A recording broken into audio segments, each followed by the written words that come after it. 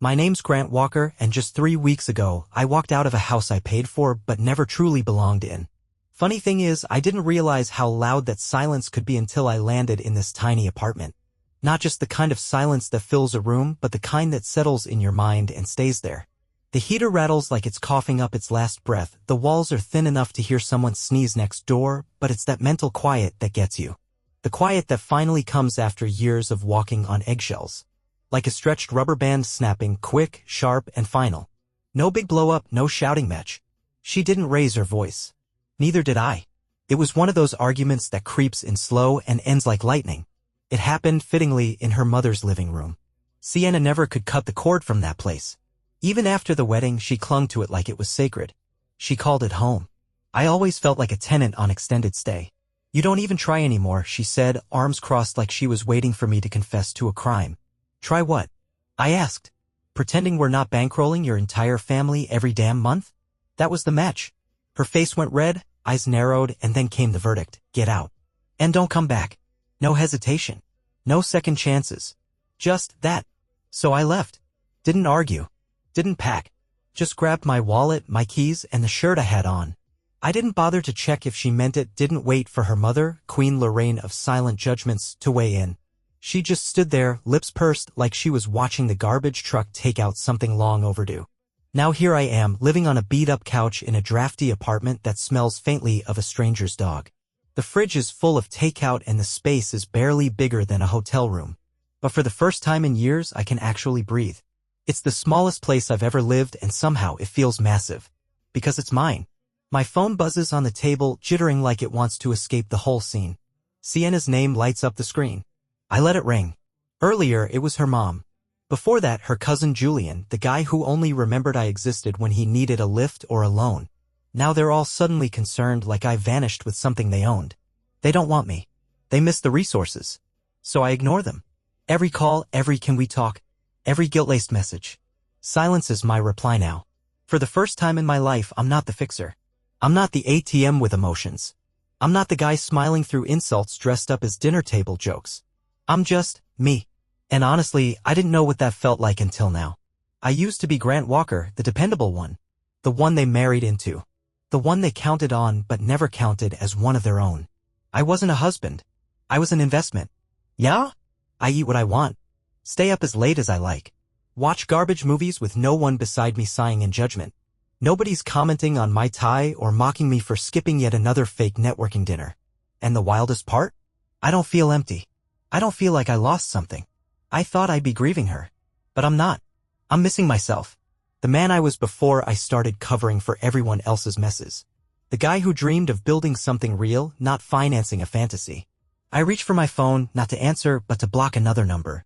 Lorraine's this time. And just like that, the silence deepens. But it's not empty. It's peaceful. No more gaslighting. No more guilt. No more pretending I'm insane for asking for respect. I lean back, fold my arms behind my head, and listen to the radiator whisper like it's on my side. This place isn't perfect. It's not polished or pretty.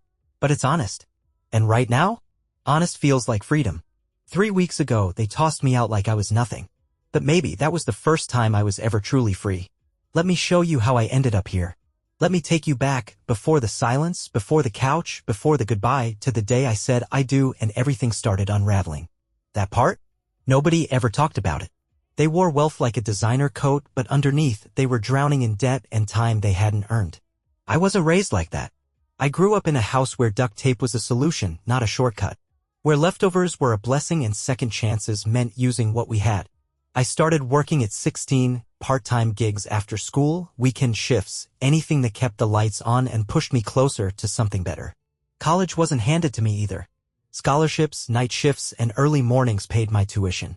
Every step up the ladder in my career? That was sweat equity. No handouts. No backup plan. Just hard work and stubborn drive. And still, when I married Sienna, I thought I'd won the lottery. She had that presence, beautiful, self-assured, magnetic. I believed she chose me for who I was, not what I could offer. I thought her smile meant something more than surface charm. So I bought into it, the dream, the life, the promise. She moved us into her family's house, said it was about tradition. The place her father left behind when he passed, now under Lorraine's rule. Sienna insisted it made sense, carrying on the family legacy, she called it. But let's be honest, what legacy? That house was a shrine to image, not stability. Beneath the marble countertops and antique chandeliers were leaky pipes, creaky floors, and a mortgage that groaned louder than Lorraine's heels across the hardwood. Guess who picked up the tab? Every time something cracked, peeled, or failed, it was on me. Sienna would say I was investing in our future. But the house never felt like ours. My name wasn't on a single deed. Every conversation was laced with obligation, Mom needs help, or Bryce is having a rough patch, or it's just for now. Only it was always just for now. I paid for the groceries even when Lorraine's friends came over for their wine-soaked gossip nights, loading our fridge with cheese I couldn't pronounce and drinks that sparkled more than the chandeliers. I covered the electric bills even though they left lights on like the Queen was stopping by. And the mortgage? That monster became my responsibility too, like some sort of honor. Lorraine never said thank you. Just gave me that silent approval nod, like royalty accepting dues from a loyal subject. And all the while, they made sure I felt grateful. You're lucky to be part of a family like this, Sienna would say while brushing her hair at the vanity I installed, wrapped in a silk robe I paid for. And I believed it. For a long time, I really did think I had arrived at something better than where I came from. But now, with some distance, the illusion is shattered. They weren't wealthy, they were well-rehearsed. They'd mastered the art of appearing affluent, of pretending they had it all figured out. But I know the truth, if I had stopped covering the bills for just 1 month, the whole charade would have crumbled like stage props after curtain call. And deep down, I think they knew it. I think they saw me not as a partner but as a resource. My dependability wasn't respected, it was used. Sienna had tastes that outpaced reality. 5-star living on a 1-star budget. Designer clothes, overpriced dinners, galas full of people who talked about culture and art they didn't actually understand. Meanwhile, I was grinding through 16-hour workdays just to keep the whole performance going. And when I finally suggested we skip one of those fake charity events to save up for a trip we'd actually enjoy, she looked at me like I'd spoken a foreign language. And the worst part? I didn't even complain. I thought that's what love meant, carrying more when the person you loved couldn't. I kept telling myself, eventually they'll see it. Eventually they'll appreciate it. They'll meet me halfway. They never did. I was just invisible support, the scaffolding holding up a facade. No one notices until it's gone. Then the walls crack and everyone's shocked it was ever fragile. I remember her saying once, "You're always so serious," that I didn't know how to enjoy what we built. And I just stood there thinking, I built it. They decorated. Now here I sit in a bare apartment with nothing fancy, and I feel richer than I ever did in that mansion of mirages. My account balance might be thinner, but every cent is mine. I buy food I actually crave. I walk through my door without bracing for another disguised demand. Sienna used to say, we have to keep up appearances. That's all it ever was, an appearance. A performance. A polished version of chaos. It didn't fall apart overnight. That's the thing about being slowly drained, it happens one drop at a time. Like a faucet that drips just enough to warp the floorboards over months. You don't see the damage until it's everywhere. That's what it was like with her family. With Lorraine. With Bryce. With all of them. At first, it felt like doing the right thing. Lorraine had lost her husband before Sienna and I met, and when he died, her entire world cracked. The house, the money, the order of things gone. But she kept up the illusion. She wore pearl earrings, sipped imported teas, and sat out on the porch like royalty. But inside that house, bills were hidden in kitchen drawers. Repairs were pushed off until they became emergencies. Her accounts were patched together with overdraft extensions and blind hope. Then I came along, the guy with the steady income and the problem-solving nature. The man with a toolbox and a credit score. It started small. Lorraine needed a little help with the electric, just this once. So I stepped up. Then the boiler gave out in the dead of winter. She looked at me like it was my responsibility, like manhood meant pulling out your wallet before asking a single question. I paid. No hesitation. Because back then I thought, this is what family does. You show up. You carry the load. And then came the mortgage. Lorraine was behind again on the mortgage. Sienna looked at me with those soft eyes and said, just until things settle down. Like it was some seasonal cold, we'd all be over in 2 weeks. Except those 2 weeks turned into 4 years of steady auto-pay withdrawals draining from my account while Sienna sent me emails titled brunch this Saturday. Or found the perfect interior designer on Insta. Like our lives were an endless Pinterest board and not a financial time bomb. Then came Bryce, the family's unpredictable wild card. Sienna's younger brother who always had some next big thing cooking but never a job to support it. He just needed to crash for a couple of weeks, she said. I came home one evening and found him already unpacked in our guest room halfway through a six-pack of my craft beer and yelling at a video game. Sienna gave me that "please don't ruin this" look. So I didn't. I bit my tongue. I stretched the grocery budget to feed 3 mouths. I paid Bryce's car insurance when he claimed his account had been mysteriously frozen. And when he said he needed a fresh start and wanted to finance a used Honda, I actually co-signed. 3 months later, he defaulted. Of course he did. Then there was Julian, Sienna's cousin. The kind of guy who could charm the skin off a snake, all smiles, no follow-through. He said he was turning his life around, going back to school. Just needed help with tuition. Sienna passed me the phone, her eyes full of hope, and said, "Just 1 semester, Grant. You'll change his future." So I wired the money. Never heard from Julian again. And it wasn't just the cash.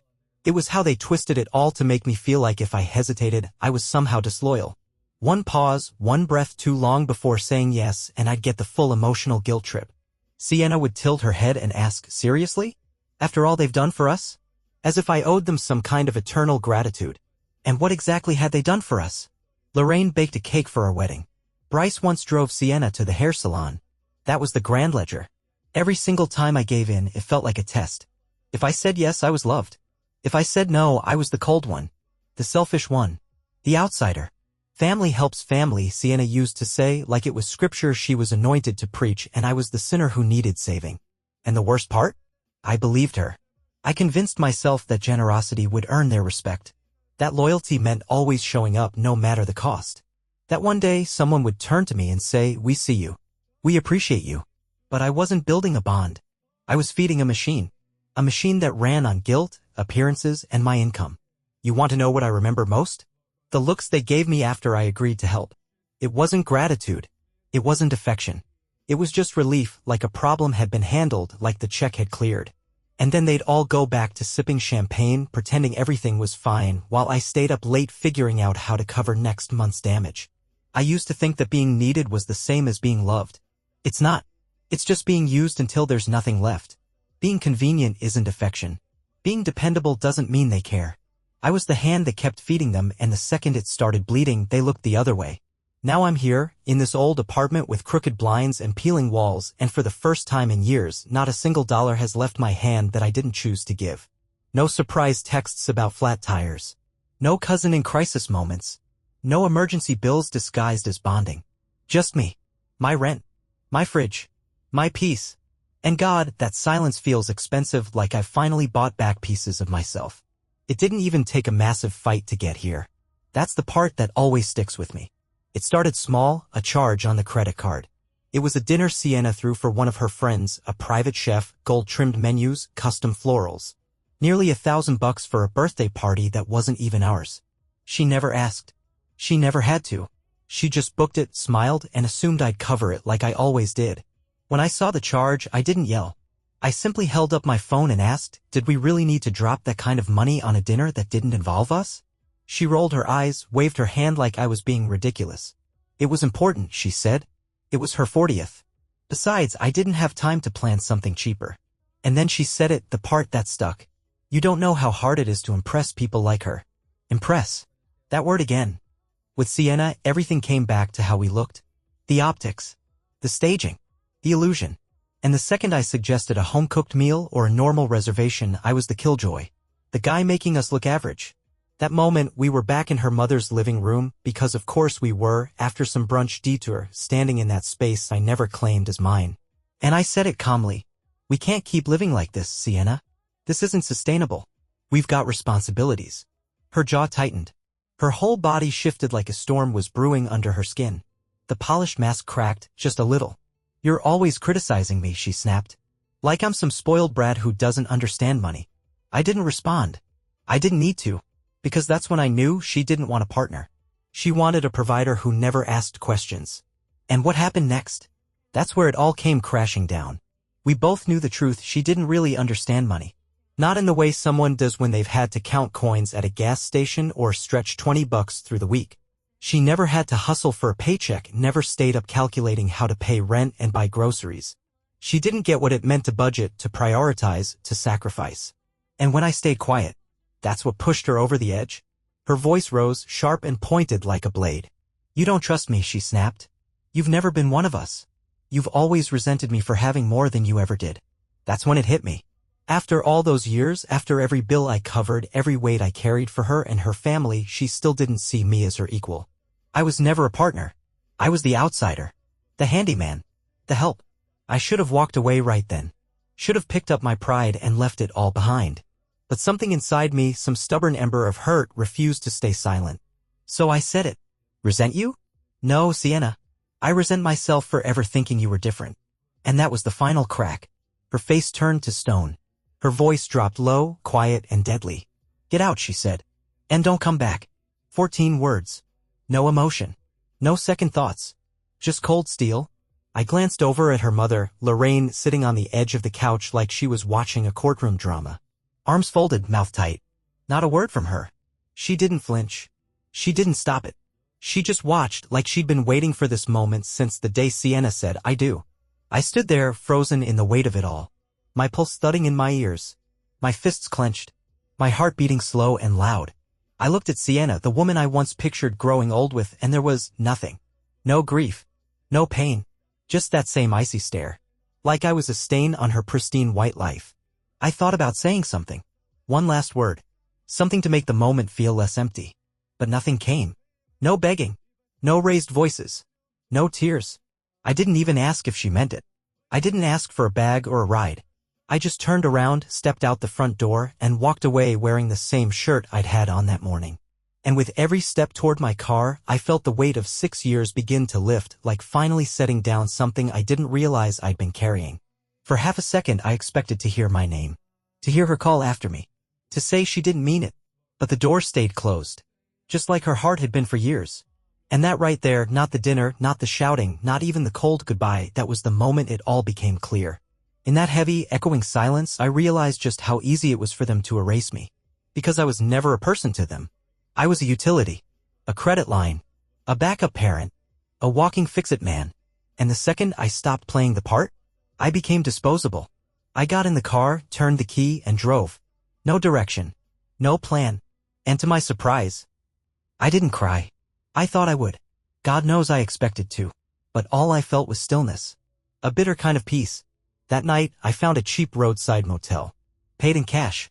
Lay on the creaky mattress and stared at the ceiling like it might explain how everything went so wrong. And I told myself, this isn't the end of something beautiful. This is the beginning of something true. No calls. No texts. No desperate plea for closure. I left and I stayed gone. That same night, I found a listing on Craigslist for a furnished one-bedroom on the east side. It wasn't much: cracked tile, a chipped coffee table, and a mattress that looked like it had survived a college frat party. But I took it. Didn't even change clothes before signing the lease. At midnight, I was stretched out on that sad little bed, staring at a water stain on the ceiling like it held all the answers I'd never gotten. And that's when it sank in. Every dollar in my account? Mine. Not Sienna's cousin's emergency fund. Not Lorraine's wine budget. Not some $400 hair treatment I didn't know I was sponsoring. Just me. My money. My space. And a silence so heavy it almost felt sacred. The first morning there, I brewed a cup of coffee in an old Mr. Coffee machine someone had left behind. It groaned like it hated me, but it worked. No oat milk. No fancy syrups. No protein powder or collagen boosters. Just plain black coffee. And for once, it was exactly what I needed. I sat out on the balcony, a tiny slab of concrete with a railing that wobbled if you leaned too hard, and watched the sun rise while the world moved on without me. And I smiled. A strange, cracked little smile. Half pain, half freedom. Because no, I wasn't okay. I was bruised. Hollow. Worn thin. But I wasn't pretending anymore. I wasn't faking happiness to fit into a world that never wanted me in the first place. Then the text came. 3 days after I walked out, Sienna finally reached out. Just one line: hope you're enjoying your little break. No apology. No, I miss you. Just that smug little jab, dressed up in fake politeness. A one-line, passive-aggressive swipe that dripped with condescension. I stared at the message for a full minute. Thought about replying. Thought about telling her how I'd been sleeping better on a lumpy mattress in a dingy apartment than I ever did in that museum they called a home. Thought about saying how the silence here wasn't awkward, it was peaceful. How I could finally breathe without worrying about who I'd be rescuing next. But I didn't reply. Not then. Not later. I just deleted the message and set my phone face down on the table. And I definitely didn't send the mortgage payment. That was the first month in 4 years where I didn't wire money into a house that didn't even have my name on the deed. No warning. No reminder. I just stopped. Cold. 3 weeks passed.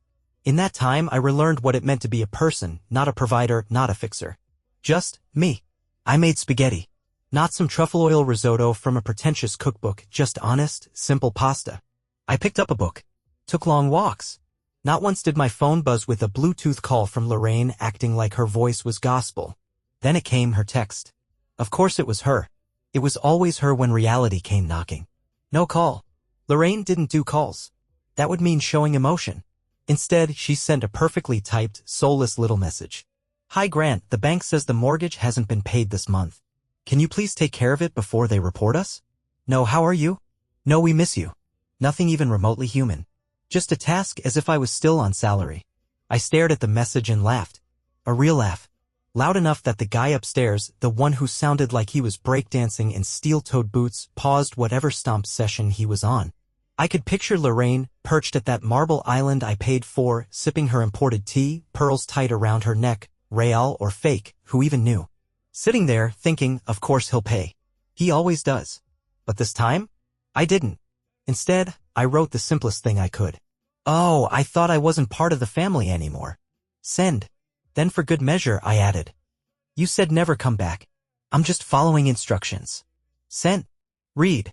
Delivered. Then I turned off my phone. No dramatics. Just peace. And in that silence, the kind that used to scare me, I made dinner. Grilled cheese and soup. Comfort food for someone who'd finally stepped out of the performance and into their own life. I threw on a cheesy sci-fi movie where the world ends but the guy still gets the girl. And I laughed. Alone. Content. Undisturbed. Because for the first time in years I wasn't the emergency contact for a fantasy they couldn't afford. I wasn't their personal bailout plan. I was free. The next morning the buzzing started again. Voicemails. Texts. Even an email from Sienna's best friend, this isn't you, Grant. But they didn't miss me. They missed my obedience.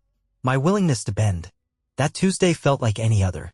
I was reheating leftover lo mein when my phone buzzed again, soft, almost forgettable. I didn't jump. These days, I don't jump for anyone. Eventually, I checked. Lorraine again. 10 messages deep and still going. Still acting like we shared something other than an unpaid bill. I opened it. Same robotic line, like she'd copied and pasted it from a spreadsheet. Hi Grant, the bank says the mortgage hasn't been paid this month.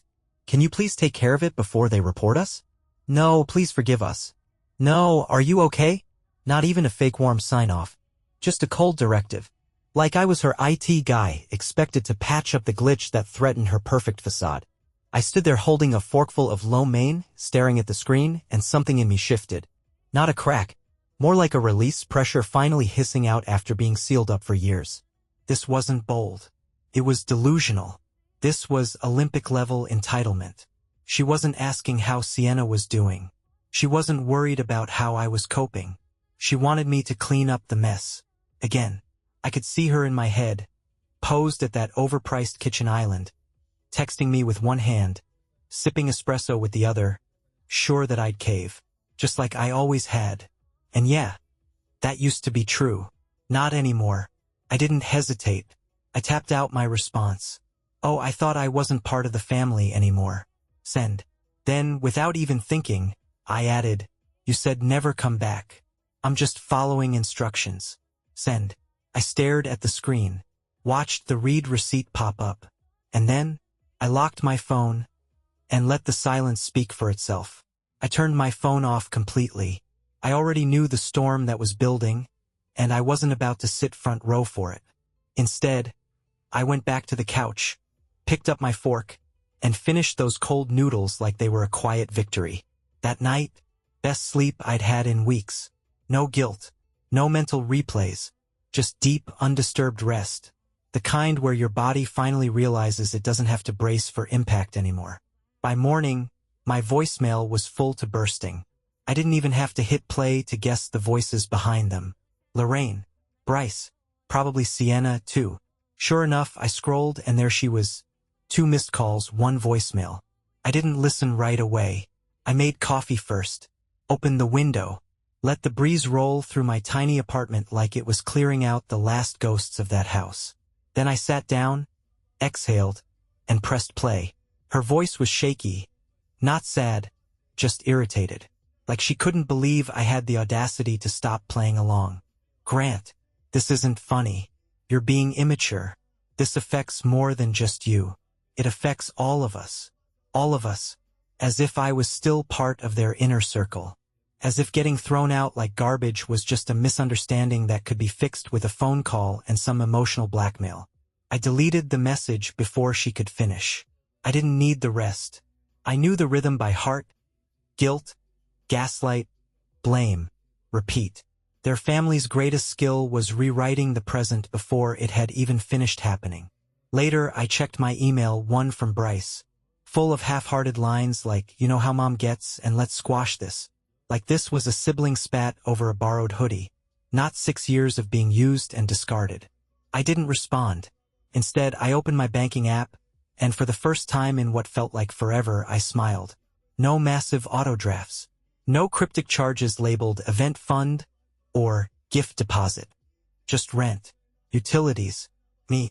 I leaned back, propped my legs up on the table, and asked myself a question I had never dared voice. What if this is what freedom actually looks like? What if that guy who smiled through teeth-gritted dinners, who played the provider for a family that never saw him as one of their own? What if he was the imposter?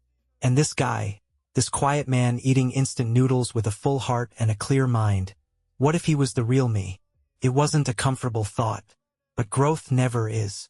That day I did something small, something nobody in Sienna's world would understand. I walked to the corner bookstore and bought a used paperback, a mystery novel with a bent cover and a $2 price tag. Took it home, brewed some plain tea, and read for hours. Didn't check my phone once.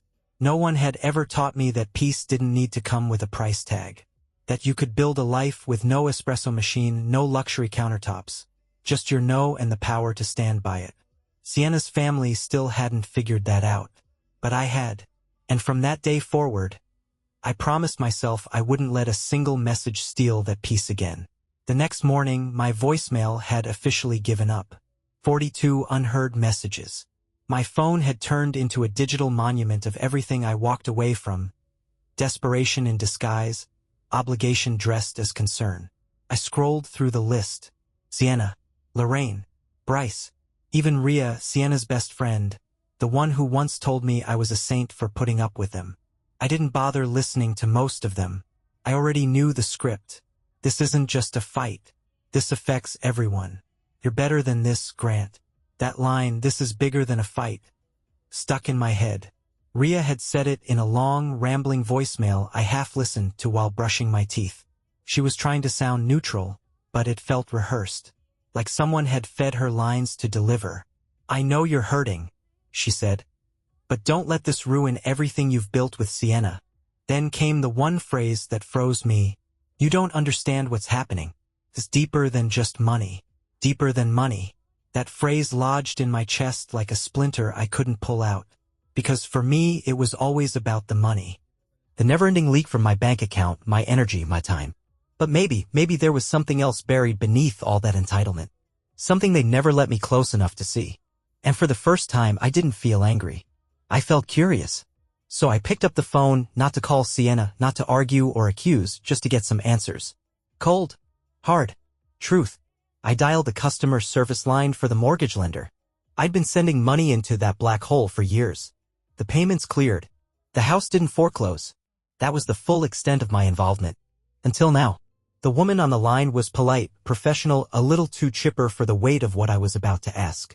"Hi," I said, keeping my voice light. "I'm calling about the mortgage account for 1136 Farridge Lane. I used to help pay it and I just want to confirm the payment history." She placed me on hold, fingers tapping away in the background. When she returned, her voice had shifted, still professional, but flatter now. "Sir," she said, "the last full mortgage payment we received was approximately 9 months ago." I blinked at the wall like I'd misheard her. That couldn't be right. I'd been sending money every month. No gaps. No missed payments. I knew that for a fact. She cleared her throat gently like she was preparing to drop another bomb. "There have been deposits," she said, "but none of them were applied directly to the mortgage." She paused, then added, partial payments were returned. We haven't posted anything to the principal since last year. I just sat there stunned. 9 months. 9. That meant for nearly a year, every dollar I sent, every sacrifice, every late night, every check I cut to help hadn't done a damn thing to keep that house standing. The money never went to the mortgage. And worse? I'd assumed it had. I'd convinced myself that Sienna or Lorraine someone was using what I gave to cover the rest. That we were all pulling in the same direction even if it felt uneven. But no. They'd been pocketing it. That silence, the one that creeps in when something finally, brutally clicks, wrapped around me like cold water. A silence so sharp, so loud in its clarity that it drowned out everything else in my head. I ended the call. Just hung up and stared at the phone in my hand for what felt like a full minute. And then I laughed. Not the bitter kind. Not angry or sarcastic. Just quiet disbelief, the kind of laugh that escapes when you realize the punchline was you the entire time. And for the first time in months, I didn't feel sad. I felt awake. It started as a quiet chuckle. One of those low laughs you don't mean to let out, but it builds because the absurdity won't let you sit still. I'd been funding their lifestyle. Their illusion. I was the silent investor in Sienna's curated world, the spa selfies, the last-minute girls' trips to Palm Springs, the manicured lie of old money and effortless elegance. I wasn't a husband. Hell, I wasn't even a partner. I was a direct deposit. And when I finally shut off the stream, they didn't panic because I was gone, they panicked because the money stopped flowing and the bills started stacking. I looked around my apartment, the scratched coffee table, a second-hand bookshelf, a chipped mug cooling beside me. And still, I felt wealthier than I ever did inside that oversized, overpriced house. They hadn't used the money to survive. Not for food. Not to patch the roof. Not to keep the lights on. They used it for comfort. For image. For all the little luxuries that made their feed look flawless. And I was the fool who thought I was helping. That my generosity meant something. That it was proof of love. But it wasn't love. It was convenience. It was relief knowing they could keep playing rich without adjusting the script. I sat there, phone still warm in my hand, and asked myself what came next. Should I call Sienna? Demand answers? Confront the lies? No. I already had my answer. She didn't honor the sacrifice. She didn't respect the gift. She spent it like she was entitled to it. And now? The consequences had arrived. I called Bryce first, don't ask me why. Maybe because he was the weakest link. The one most likely to crack if pressed. He picked up on the first ring. Like he'd been staring at my name, praying it would light up. Grant, he said, too fast, too eager. Man, I'm glad you called it. I cut him off. I talked to the bank. Silence. I know the mortgage hasn't been paid in 9 months. More silence. I could practically hear his brain spinning, trying to find a lie that wouldn't make him sound like what he was, a leech. You don't get it, man, he said finally. They needed help. Lorraine was in a bind. Sienna was stressed. And you didn't think I'd what? I snapped. Not notice? That I wouldn't figure out I've been throwing money into a black hole while you all played house on my dime. It wasn't like that, he mumbled. It was complicated. I gave a dry laugh. Bryce, I sent help. Every single month. Where did it go? Another pause. Then a whisper so small it almost got lost in the static. I don't know. Of course he didn't. I hung up without another word. I didn't need another round of guilt-drenched excuses or some monologue about family loyalty. I already knew what I was to them, a tool. And the second I stopped functioning, they reached for the replacement manual. A few minutes later, Sienna's name lit up my screen. I stared at it for a while, longer than I wanted to admit. Then I picked up. Her voice was tight, each word carefully aimed like a dart. You're being petty, she said. You're letting us drown over a grudge? I leaned back, stared up at the ceiling. It's not a grudge, Sienna, I said evenly. It's a revelation. Oh, don't start, she snapped. You know how things have been lately. We've all been under pressure. You walking away didn't help anything. I kept my tone flat. You told me to leave? You know I didn't mean it. That's not how this works, I said, quietly but firmly. You don't get to kick someone out and then call them back when the water bill shows up. She went quiet. I could hear her breathing. Sharp. Controlled. Then her voice changed, less fire, more frost. This is your family, Grant. And that was the moment something clicked. No, I said softly. It's your family. And they kicked me out. She gasped. Quick and sharp, like I'd slapped her. Then, a click. Call ended. I didn't move. I sat there, letting it sink in, the full, heavy silence of an ending I'd seen coming but never fully embraced. That call had been echoing in my mind for weeks. I'd rehearsed it over and over, sometimes yelling, sometimes breaking down. But this quiet goodbye? This calm, final severing? It felt right. Because she didn't deny it. She didn't say the money had gone to the mortgage. She didn't explain. She didn't apologize.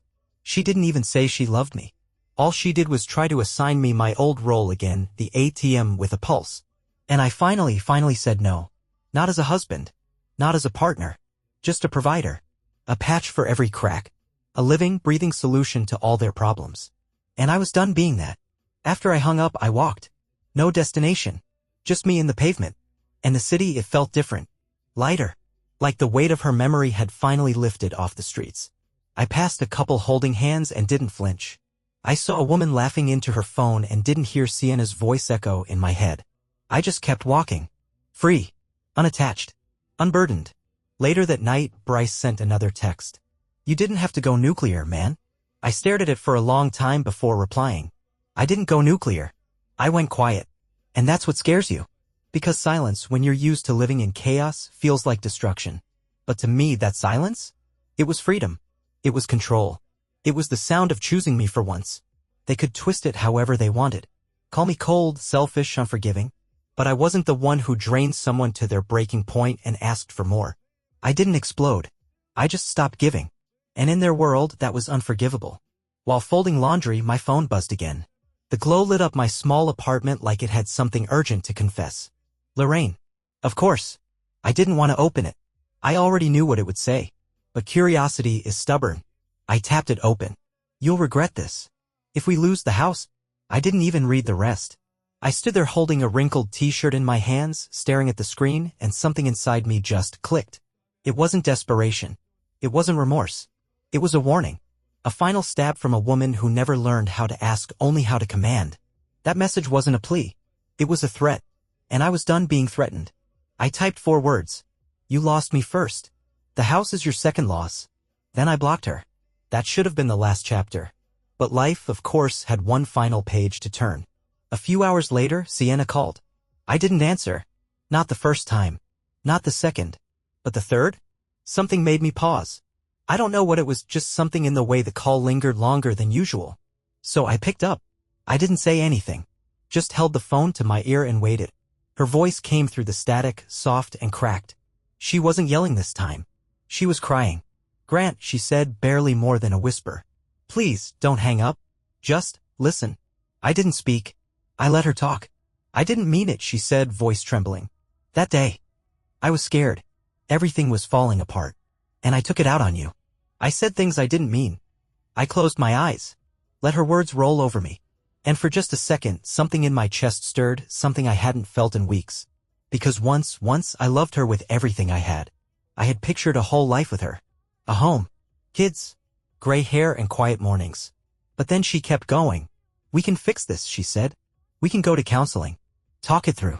You don't have to leave us like this. And that's when the tug in my chest loosened. Because there it was us. We. Like I hadn't already been standing alone the entire time. I sat down on the edge of my bed, stared at the blank wall in front of me, and asked the one question that had been sitting on my tongue for weeks. Do you love me? I said. Or do you just miss the bills I paid? Silence. Not shock. Not offense. Just stillness. And that silence? It told me everything I needed to know. You always said you wanted a strong man, I continued. Someone who could provide. Someone who could protect. But what you really wanted was someone who would carry you. Someone who wouldn't complain while you spent. While you blamed. While your family bled me dry. Grant, that's not fair. Fair? I cut in, my voice sharp now. I paid for a house I didn't own. For people who didn't respect me. In a family I never really belonged to. And the moment I started asking questions? The second I said no? You kicked me out like I was nothing. There was a pause. Then she spoke again, quieter than before. I was scared. So was I said, my voice softer now. But I didn't throw anyone away. I let the silence stretch long, thick, and final. You want to fix this? I said. Then sell the house. Get a job. Pay your own bills. And next time you throw someone out of your life, mean it. She sniffled.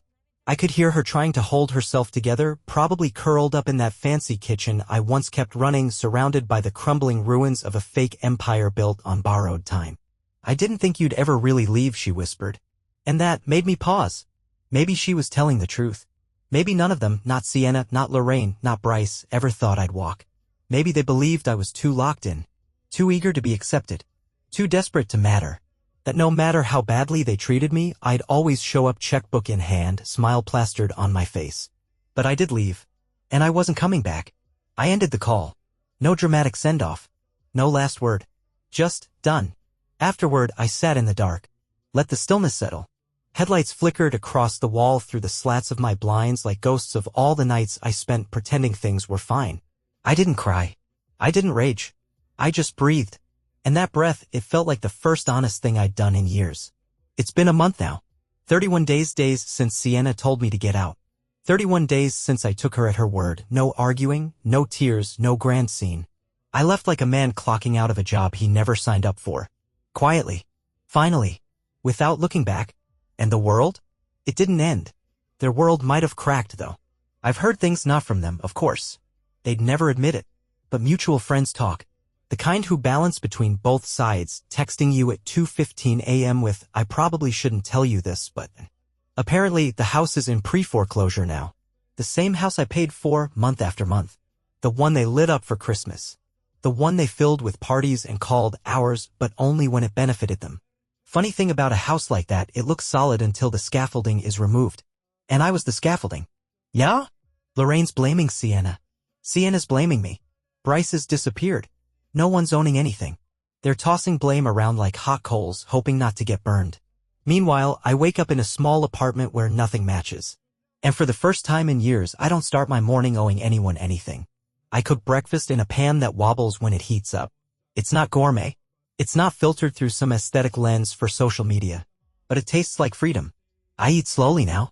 I'm not rushing to run errands for people who never said thank you. I'm not dashing across town to replace a bouquet or fix someone's car battery. I go to work. I come home. I breathe. Sometimes I take long walks by the river, sipping gas station coffee out of a paper cup, no agenda, no destination. And I sit there on a cold bench under an open sky, and I think, how long has it been since I felt this light? This free? I don't check my phone as often anymore. They've stopped calling. I think the message finally landed. Not the one I typed out. The one I've been delivering through silence. Through boundaries that don't bend when someone starts crying or says, but we're family. I'm not angry anymore. That's the strangest part. I thought I would be. I thought the rage would fuel me, keep me warm. But anger burns too hot. It flares. It drains. And then it leaves you cold. What's left is peace. Quiet. Soft. Almost unfamiliar. The kind of peace that lets you sleep through the night without dreaming of confrontation. I still replay it sometimes, that last moment in the living room. Her voice. Her face. Get out. And don't come back. I don't revisit it because I miss her. I don't even revisit it out of pain. I revisit it because I almost didn't listen. I almost stayed. Almost begged. Almost explained. But I didn't. And in that one choice, I saved myself. People love to say that love means staying no matter what. That it means sacrificing, weathering storms, forgiving endlessly. But that's not love. That's martyrdom dressed up in wedding vows. Real love has boundaries. Real love protects both people, not just one. I stayed too long. Gave too much. Lost myself piece by piece in the name of being a good man. But now, in this little apartment with peeling paint, a humming fridge, and a crooked lamp from a thrift store, I've found more of myself than I ever did in that mansion full of obligations. Sometimes I still ask myself, was I too harsh? Should I have sent that one last mortgage payment? Just once more? But then I remember. Lorraine's threat. Sienna's voice. Bryce's silence. And the answer is always the same. No. Because if I had, they would have taken it as permission to start the cycle all over again. My silence wouldn't have been a boundary, it would have been a pause. A breath between extractions. I gave them everything. And when they told me to leave, they never expected I'd take everything with me. I don't owe them another dime. Not my money. Not my time. Not my peace. I still get the occasional ping, a cousin checking in, a friendly message from someone in Sienna's orbit asking if I'll show up to a birthday party like none of this happened. I ignore them all. Not out of resentment, but because I'm done. Some debts are paid in dollars. Others are settled with silence. And when someone throws you out of their life like you're disposable, don't come back offering flowers. Let them sit in the stillness they created. Let the silence be your final payment.